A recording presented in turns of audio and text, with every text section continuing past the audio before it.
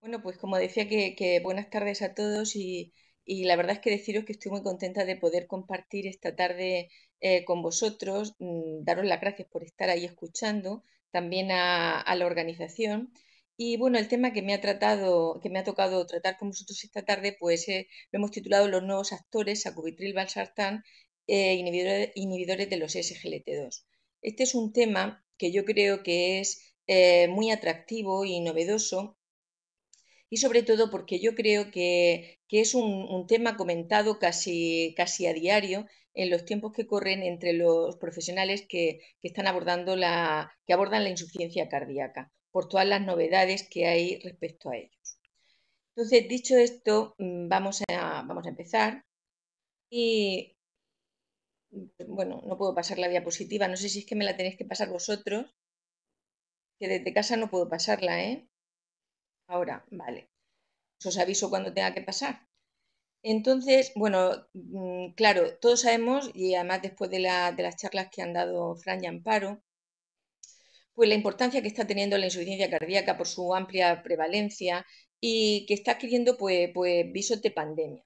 Entonces, además es previsible que esto, pues como hemos visto, vaya en aumento, aunque solo sea por el mero hecho de que la población está envejeciendo y entonces pues cada vez vamos a necesitar más herramientas para el abordaje de esta enfermedad.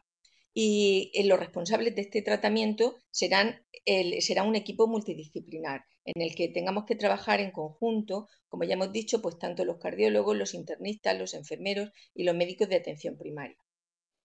Entonces, para tratar desde el punto de vista farmacológico esta enfermedad, nosotros hasta ahora contábamos con fármacos como los betabloqueantes, los IECA o los ARA, o también los antagonistas de los receptores de la aldosterona. Estos fármacos nos han ayudado muchísimo, en su momento supusieron una revolución importante, fue un antes y un después en el tratamiento de la insuficiencia cardíaca y nos ayudaron a reducir notablemente la morbimortalidad de nuestros pacientes. Pero está claro que nosotros pues pedimos algo más, tenemos muchos pacientes que tratar y nos gustaría pues que hubiera algo más. La siguiente. Entonces, para ello hemos descubierto nuevos actores para salir a la palestra. Estos actores os los voy a presentar, son, pulsar la siguiente, sacubitril, valsartán y los inhibidores de la SGLT2. Son los dos nuevos actores que tenemos para el tratamiento de esta patología. Os pongo esta diapositiva inicial como para presentarlos en escena, porque realmente hay una diferencia entre la aparición de los dos. Digamos que sacubitril valsartán es como la primadona a la que todos estábamos esperando, era una herramienta nueva que se andaba buscando, se buscaba encontrar un nuevo fármaco para la insuficiencia cardíaca.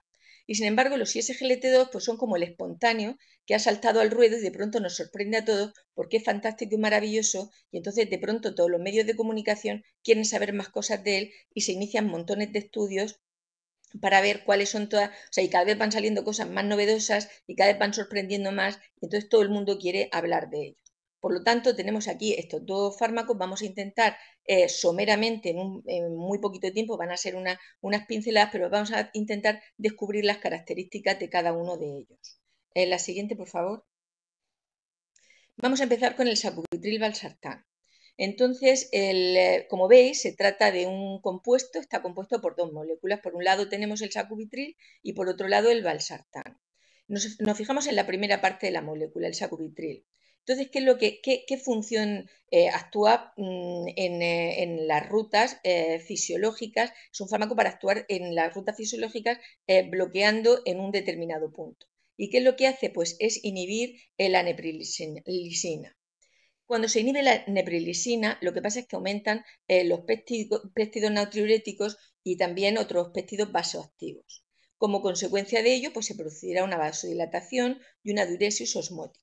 Este, claro, es un beneficio importante y muy bueno para el tratamiento de la insuficiencia cardíaca, que a fin de cuentas, pues a nosotros nos interesa pues sacar agua de la persona que está con insuficiencia cardíaca, pero es que tiene otro efecto y es que aumenta la angiotensina 2 en concreto. Entonces, ¿qué es lo que pasa? Que al aumentar la angiotensina nos está produciendo un efecto indeseable. Nos está aumentando la presión y entonces está pues contrarrestando ese efecto tan beneficioso que teníamos. Por eso es por lo que nosotros, o sea, por lo que se decide incorporar la otra parte de la molécula, o sea, el valsartán, porque entonces lo que hacemos nosotros es bloquear la angiotensina y quitamos los efectos indeseables del sacubitril y nos quedamos solo con aquellos efectos beneficiosos que son los de vasodilatación y los de diuresis osmótica. Claro, podemos pensar, ¿me podéis pasar la siguiente, por favor? ¿Podía, la siguiente diapositiva? Por favor, la siguiente diapositiva. ¿Podéis pasar? Ahora. Podríamos pensar entonces que para qué tanto jaleo, para qué tanto jueves, a lo mejor, quiero decir, a lo mejor el efecto que estamos viendo de sacubitril valsartán, pues se debe al valsartán solamente, que está haciendo, o sea, inhibiendo el sistema renina-angiotensina, pues para eso ya teníamos a los IECAS. Entonces, ¿para qué tanto complicar la existencia? Entonces, ¿qué es lo que podemos hacer? Entonces se hacen estudios de comparación. Y así está el estudio Paradig, que es un estudio que ha supuesto un antes y un después, una revolución en el tratamiento de la insuficiencia cardíaca, porque ha demostrado la superioridad clara frente a enalapril. Y además en la reducción de muerte y también en la hospitalización por insuficiencia cardíaca. Luego, ¿qué es lo que podíamos hacer? Comparar. Y al comparar ha salido claramente ventajosa la combinación sacubitril-valsartán frente a los IECAS, que eran el fármaco del que previamente disponíamos para el tratamiento de la insuficiencia cardíaca con fracción de eyección reducida. La siguiente diapositiva, por favor.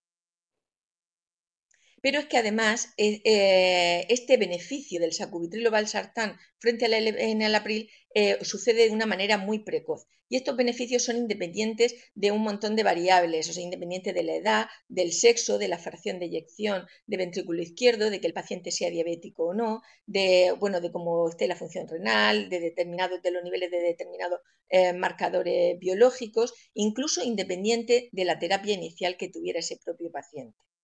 Y además, no solamente tiene estos beneficios este fármaco respecto del enalapril, sino que la persona, desde que está tomándolo, constata una mejora en una mejora en la funcionalidad. Es decir, desde el punto de vista laboral, de las tareas de la vida cotidiana y también en la esfera sexual, que es importante porque en ocasiones se trata de personas relativamente jóvenes.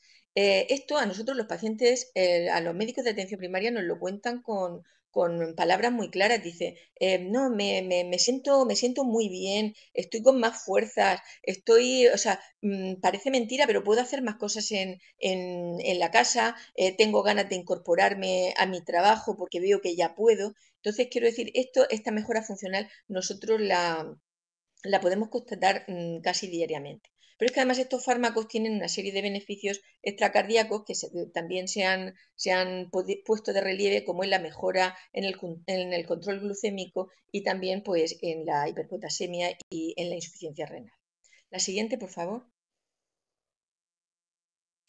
Sin embargo, nos quedaba una cosa. Estamos viendo, hemos hecho un estudio en personas en pacientes ambulatorios que tenemos en la calle y a la que se le ha puesto el tratamiento. Esto y hemos intentado comparar esos beneficios. Pero tenemos una duda. ¿Qué es lo que pasa con los pacientes que ya tienen insuficiencia cardíaca, que han estado tratados, que se han descompensado y que se ingresan? A esos pacientes también se les puede poner, también pueden tener una mejora en su funcionalidad, también van a encontrar una disminución en el riesgo tanto de muerte como de reingreso hospitalario.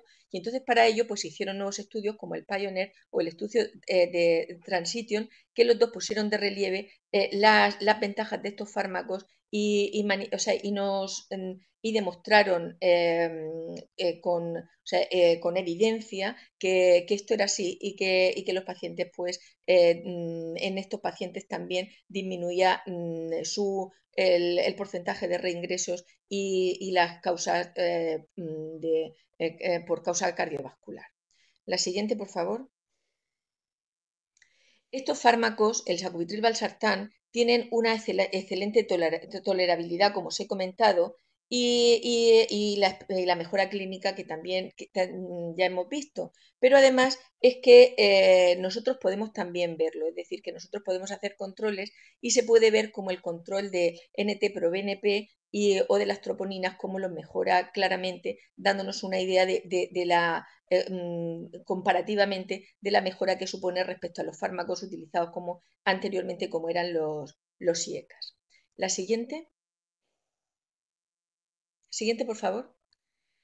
Entonces, claro, podemos decir, bueno, unos fármacos fantásticos, pero estos fármacos no tienen ninguna sombra, no hay algo que nos haga ver que pueden ser algo peor que los IECA. Algo que el médico de atención primaria pueda, o el cardiólogo incluso, tenga que tener en consideración si los pone, si decide ponerlos, en vez de poner un IECA en el tratamiento de la insuficiencia cardíaca. Bueno, pues es verdad que en estos pacientes es algo más frecuente la hipotensión y entonces, bueno, pues lo que hay que hacer es un poco ajustar los fármacos hipotensores que toma y también los fármacos coadyuvantes que esté tomando, como los beta bloqueantes o los aldosterónicos que pueda estar tomando el fármaco, pues hay que hacer un ajuste en función de la tensión que tenga el paciente. En cuanto al riesgo de angioedema, que es tan temido y que lo producían los IECA, y parece ser que estos fármacos también los producen, pues la verdad es que el riesgo es muy pequeño, pero que si aparece o si apareció con los IECA, obviamente va a ser una causa de contraindicación de estos fármacos y no se podrá utilizar.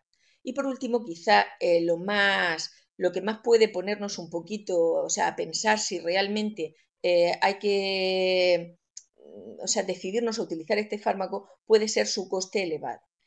Tiene un coste muchísimo más elevado. Un IECA es un fármaco muy, muy, muy económico y sin embargo el sacubitril/valsartán tiene un coste muy elevado para los pacientes y claro, y para nuestra sanidad pública.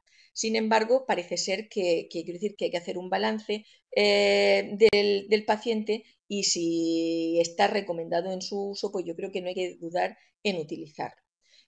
Otro de los inconvenientes que puede tener para utilizarlo, por ejemplo, desde la atención primaria, es que a la hora de decidir utilizar este fármaco, cuando nosotros hacemos la prescripción, OMI nos ofrece una pantalla en la que nos pregunta que si estamos seguros que el diagnóstico es correcto, que si estamos seguros que reúne unos criterios, que se trata de un paciente con fracción de eyección reducida, porque si no, no hay indicación de utilizarlo. Entonces nos hace todas estas preguntas, quizá que son como pequeñas trabas para poner el fármaco. Esto en cuanto a los inconvenientes que podría tener la utilización de este fármaco. La siguiente, por favor. ¿Y qué pasa? Hemos dicho que una de las trabas que se nos ponía para poder recetar este fármaco era que nos preguntaba si estábamos seguros del diagnóstico que habíamos hecho y que si de verdad nuestro paciente tenía una fracción de eyección reducida. Pero ¿qué pasa? ¿No le podemos dar este fármaco a un paciente que tenga una fracción de eyección preservada? Bueno, pues yo he intentado, bueno, hay dos estudios, el Paragon y el Parallax, que están hechos con pacientes con fracción de eyección preservada. Los resultados no son muy contundentes y además están un poco discutidos. He leído documentos de consenso y además opiniones de algunos cardiólogos y parece ser que el problema que está en que los pacientes que tienen la fracción de eyección preservada pues digamos que es un conjunto, es una población poco homogénea. Reúne pacientes con características muy diversas y entonces es muy difícil decidir si la utilidad en ellos, o sea, si la indicación en ellos está clara. Por lo tanto, para poder o sea, no está financiado para estos pacientes y de momento no se debe utilizar hasta que se hagan más estudios o se ponga con mayor claridad la utilidad en determinadas poblaciones. Habrá que seleccionar dentro de los pacientes con fracción de eyección preservada, habrá que dársela a ese subconjunto de población que creamos que de verdad va a ser de utilidad en ellos. La siguiente, por favor. Bueno, esto es para ver que no estaba utilizado. En cuanto al manejo terapéutico de este fármaco. Yo he querido poner esto porque bueno, a veces el paciente sale del hospital o incluso ambulatoriamente se inicia el tratamiento y a veces pues no ha prestado demasiada atención a cómo tiene que iniciar el tratamiento pues puede ser o el enfermero o el médico de atención primaria quien tenga que explicar al paciente cómo tienen que iniciarlo. Entonces, es diferente, o sea, tenemos varios escenarios. Si el paciente previamente está tomando un IECA o una ARA2, hay que decirle al paciente que hay que hacer como un lavado, hay que esperar 36 horas antes de empezar el nuevo tratamiento. Entonces, esperan 36 horas y a las 36 horas se inicia con una dosis inicial media de 49-51 miligramos cada 12 horas, es decir, se les da en mañana y noche a una dosis media. Si todo va bien, si el paciente no ha tenido ningún efecto adverso y todo ha ido bien, pues a las 2-4 semanas, a los 15 días, bueno, al mes aproximadamente, es cuando ya se pone en dosis plena, que son las dosis objetivo que tenemos que conseguir en un paciente que no hay contraindicación de ninguna clase. Otro escenario diferente es que el paciente no haya tomado, que sea una insuficiencia cardíaca de nuevo y nunca haya tomado un IECA o un ARA2. Entonces hay que empezar con la dosis más baja. Hay que empezar con dosis de 24-26 miligramos cada 12 horas. Y esto se puede ir iniciando a dosis medias y finalizar con dosis plenas, pero hay que aumentar gradualmente. Es decir, que se puede citar al paciente, vamos a poner mensualmente, y entonces al mes, si todo ha ido bien, se ponen dosis medias, y si al mes siguiente ha ido bien, pues ya se pasa a dosis plenas. Otro tipo de pacientes son los pacientes que no son tan extraños, porque ya hemos dicho al principio que nuestra población es cada vez más anciana, que son los pacientes con insuficiencia renal crónica o que con filtrados inferiores, o sea, con insuficiencia renal, digamos, moderada, que tiene un filtrado entre 30 y 60 mililitros minuto. O bien también el mismo caso va a ser en los pacientes que tengan una insuficiencia hepática. Entonces, hay que empezar con dosis bajas, 24-26 miligramos, y mantenerlo así siempre o incluso en algún caso si hacemos controles de filtrado, vemos que pues no hay alteración de marcadores a nivel hepático que se deterioren ni nada, pues a lo mejor podemos intentar aumentar un poquito según la función, pero hay que ser muy cautelosos con este tipo de pacientes. Y desde luego, más vale darle estas dosis que no darse. Estos fármacos también, por otro lado, también presentan unas contraindicaciones, que hemos dicho los filtrados renales inferiores a 30 mililitros por minuto. La insuficiencia hepática grave, es decir, que antes cuando hablaba de la dosis, como había que darle, estaba hablando de pacientes hasta insuficiencia renal moderada y con insuficiencia hepática hasta moderada también, cuando la insuficiencia renal grave o la insuficiencia hepática grave están contraindicados. Tampoco se pueden dar en las colestasis, embarazo, por supuesto, si hay un angioedema previo no se van a dar y tampoco con cifras de potasio altas porque además este fármaco va a coger más, o sea, va a elevar más el potasio todavía, con lo cual si el potasio ya lo tenemos alto, pues hay que evitarlo. Y en las hipotensiones porque hemos dicho que también producía hipotensión. Por supuesto no vamos a darlo, si ya estamos incluyendo el valsartán, no vamos a darlo combinado con otro IECA o con un ARA2. El siguiente diapositiva, por favor.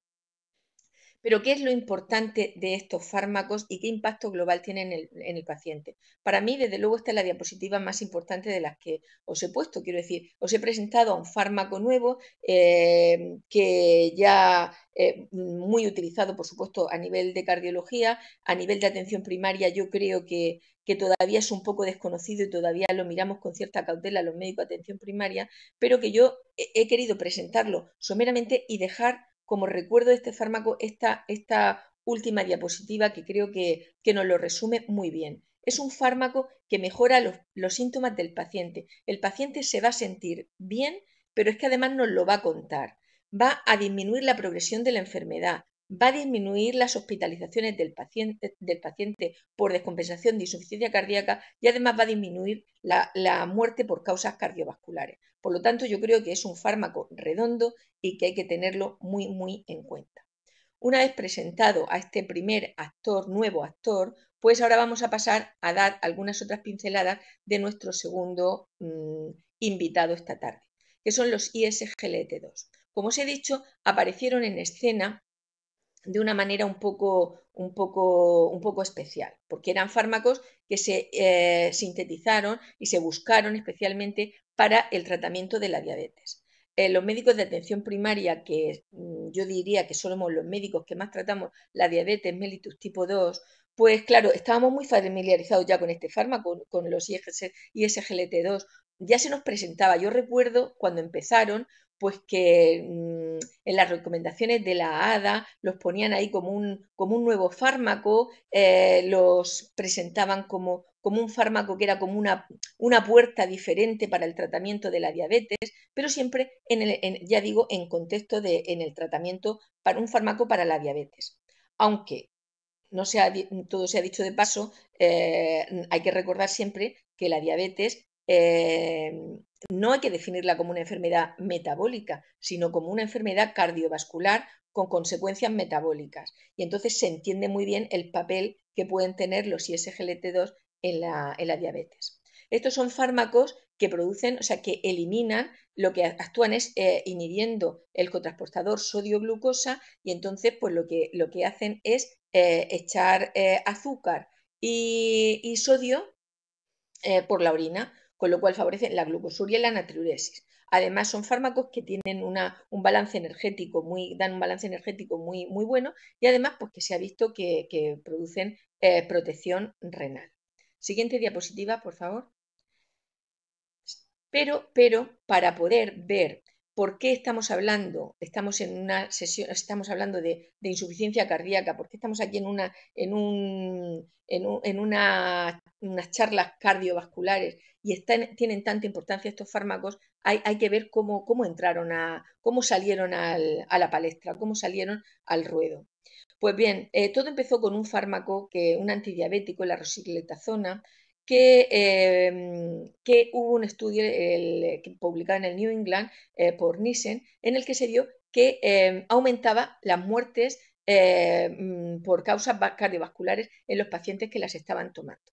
Entonces, rápidamente, pues la FDA y la Agencia Europea del Medicamento dijeron, bueno, esto hay que pararlo, ya no se pueden autorizar más fármacos sin que hagan un estudio para ver, o sea, si aumentan o no, un estudio de seguridad cardiovascular. Y entonces se impusieron los estudios de seguridad cardiovascular para cualquier fármaco que pudiera incorporarse a nuestro Vademécum. Siguiente, por favor. Y entonces así los SGLT2 más importantes que bueno, todos conocemos, que están la empaglifosina, la dapaglifosina, la canaglifosina, la ertuglifosina, bueno, sotaglifosina, bueno, ya iremos viendo los diferentes fármacos que existen, pero en fin, la empaglifosina y la canaglifosina emprendieron dos estudios fantásticos, el EMPA-REG y el CANVAS, para ver si había riesgo de seguridad cardiovascular en estos fármacos. Y entonces el primero que lanzó sus resultados fue el estudio en PARREG, cuando sorprendentemente, y aquí podemos ver la gráfica, no solamente no suponía un riesgo cardiovascular, sino que es que era mejor frente a placebo, es que suponía un beneficio cardiovascular. Claro, esto abrió los ojos de todos, o sea, todo el mundo empezó a hablar de esto y todo el mundo empezó a pensar, bueno, es que estos pueden ser unos fármacos fantásticos, a lo mejor a nivel cardiovascular. Posteriormente salió el estudio Canvas y entonces corroboró esto. Quiero decir, nuevamente se veía que estos fármacos mejoraban el perfil cardiovascular. Siguiente diapositiva, por favor. El resto de moléculas no quiso quedarse atrás y también siguió haciendo sus estudios y así pues más recientemente tenemos el estudio DECLARE que en el estudio de Icler tiene alguna diferencia porque la población que estudió, que se recogió en este estudio, el 60% era de pacientes con de prevención primaria que no habían tenido ningún evento. Y entonces, pues quizá por eso hay algún resultado un poco diferente, pero demostraron que las hospitalizaciones por insuficiencia cardíaca disminuían y además frenaba claramente la progresión de la enfermedad renal con la dapaglifosina. Los resultados quizá en cuanto combinados en cuanto a mortalidad total y cardiovascular, pues a lo mejor no eran los que estaban buscando, pero yo creo que queda justificado por el tipo de población que se utilizó en este estudio. Recientemente, por favor, el anterior, un segundo. Vale. Recientemente, ya en 2020 también se han publicado estudios de la ertuglicina. Es una molécula mucho menos conocida, pero que también un ISGLT2 comercializado y que lo único que esta molécula, sus estudios han demostrado la no inferioridad. Siguiente, por favor.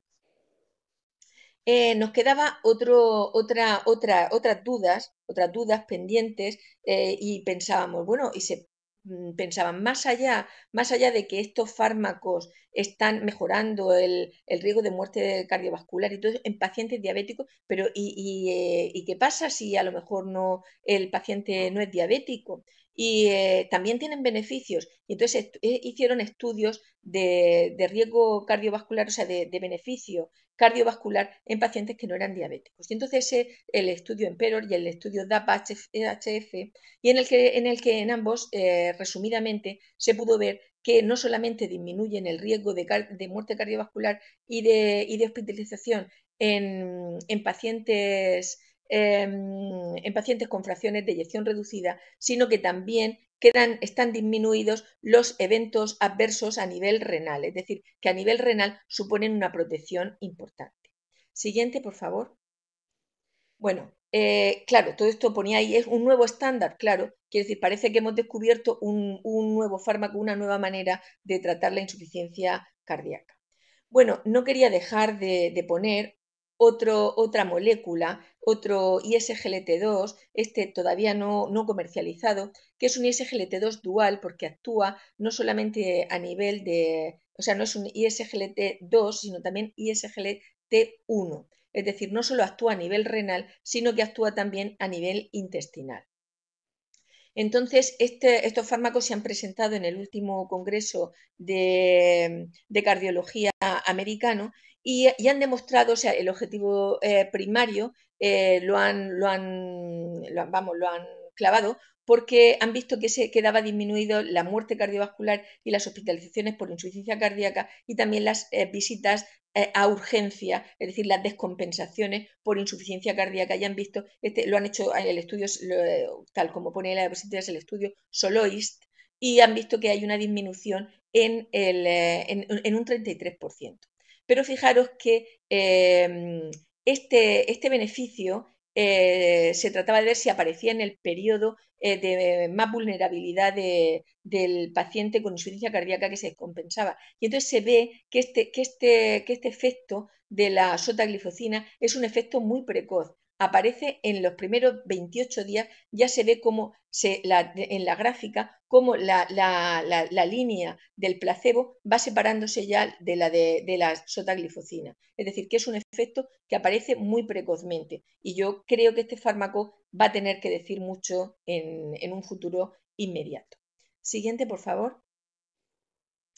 Nuevamente nos podemos hacer la misma pregunta que hacíamos antes. ¿No nos estamos preocupando de los pacientes con FEBI preservada? La respuesta viene a ser la misma. Es que es una población que no es una población homogénea. Entonces, a nivel, cuando se hacen estudios, pues hay que seleccionar muy bien los grupos de pacientes y, por tanto, los estudios no son del todo concluyentes. Sin embargo, tanto se están haciendo estudios con dapaglifosina y con empaglifosina y que yo creo que en un futuro cercano, cuando se seleccionen mejor todo este tipo de toda esta población incluida en este cajón desastre, que es la insuficiencia cardíaca con fracción de eyección preservada, pues yo creo que van a dar que hablar y que también van a poder tener alguna utilidad, aunque de momento pues todavía no se ha visto su uso claro. La siguiente, por favor. ¿Los IGSL todos tienen efectos adversos? Pues claro, la cetocidosis diabética, que bueno, seleccionando bien a los pacientes, bueno, ya sabéis que esto ahora mismo no, pero no es el caso, pero ocurre cuando el paciente pues no tiene insulina, puede ocurrir, por lo tanto no se debe dar a los pacientes diabéticos tipo 1 y en los diabéticos tipo 2, pues cuando están descompensados, tampoco también se puede retirar, es decir, que si tenemos un paciente con insuficiencia cardíaca y además es diabético, aunque sea tipo 2 y está en un momento en que está descompensado, y eso pues a lo mejor en ese momento puntual pues se puede retirar para evitar que haga una cetoacidosis diabética. Luego, bueno, también hay otros efectos adversos como amputaciones de dedos y metatarsianos, pero que también son en estudios en los que quizá es por el tipo de población que se eligió para hacer el estudio. Esto apareció en el estudio Canvas y también dependía un poquito del tipo de hospital en el que se había hecho y que a lo mejor pues no disponían de otro tipo de intervención y lo más rápido quizá era recurrir a la amputación. O sea que digamos que estos efectos adversos iniciales que estoy refiriendo no son tan importantes como para privarnos de los beneficios que puede producir un ISGLT2. Las infecciones genitourinarias sí que son muy frecuentes. Son muy frecuentes, pero no siempre nos llevan a la retirada del fármaco. Es verdad que en atención primaria, pues algunas veces sí que quitamos alguno porque el paciente consulta reiteradamente. Yo siempre intento explicarle, y más desde ahora, los beneficios cardiovasculares, renales y también para su diabetes que tiene este tipo de fármaco. Y que a lo mejor pues es, por ejemplo, en los varones que tienen una pequeña incontinencia urinaria, claro, hay que tener en cuenta que es un glucosúrico, hay orina que se está escapando y entonces eso puede favorecer este tipo de infecciones y sobre todo a veces por cándidas y todo eso, y hay que explicarles pues que a lo mejor extremando un poquito más o sea, la higiene genital y todo eso, pues que a lo mejor pueden aguantar con el fármaco y el beneficio que obtengan va a ser mucho mayor. La siguiente, por favor. Y bueno, he querido poner aquí este último artículo porque yo os he hablado de dos actores nuevos en el escenario, pero estos actores creemos que van a ir por un lado, vamos a tener que elegir en nuestros pacientes por uno u otro. Entonces yo he querido poneros aquí este artículo que a mí me pareció muy interesante para que lo leáis si os parece bien, en el que nos dicen que no, de separación de poderes o bienes gananciales. Pues yo creo que bienes gananciales. Quiere decirse que probablemente, igual que nosotros sabíamos que a un paciente con insuficiencia cardíaca teníamos que ponerle su diurético, teníamos que ponerle su beta bloqueante y hasta ahora teníamos que ponerle su IECA, a lo mejor de ahora en adelante vamos a tener que considerar que también vamos a tener que ponerle su sacubitrilo valsartán y además vamos a tenerle que poner su ISGLT2. Entonces van a tener que ser considerados parte del arsenal terapéutico del profesional dedicado a la insuficiencia cardíaca. Y yo creo que va a ser una combinación, es decir, bienes gananciales de amplio uso en la insuficiencia cardíaca. Siguiente, por favor. Y ya por último, comentar un poco las conclusiones. La prevalencia de la insuficiencia cardíaca ha adquirido dimensiones de pandemia y, por tanto, se ha hecho necesario la búsqueda de alternativas terapéuticas. Las alternativas terapéuticas que hemos ido viendo a lo largo de la charla. Tenemos a los IGLT2, tenemos el sacubitril valsartán. El enfoque de la insuficiencia cardíaca tiene que ser multidisciplinar, con buenas rutas asistenciales, buenas vías de comunicación que mejoren la atención de nuestros pacientes, como ya se han visto y os han mostrado en las dos primeras charlas, tanto Fran como Amparo. Y sacubitril, valsartán y los ISGLT2 han demostrado su utilidad en los pacientes con insuficiencia cardíaca con fracción de eyección disminuida. mejorando su supervivencia y evitando hospitalizaciones. Y es posible que en el futuro también sean de utilidad para los pacientes con FEBI preservada. Y luego estos fármacos es previsible que pasen a formar parte de la terapia habitual de los profesionales que están tratando la insuficiencia cardíaca disminuida, sean los pacientes diabéticos o no sean diabéticos. Y nada más, muchísimas gracias por vuestra atención. Si hay alguna pregunta, pues intentaré contestarla.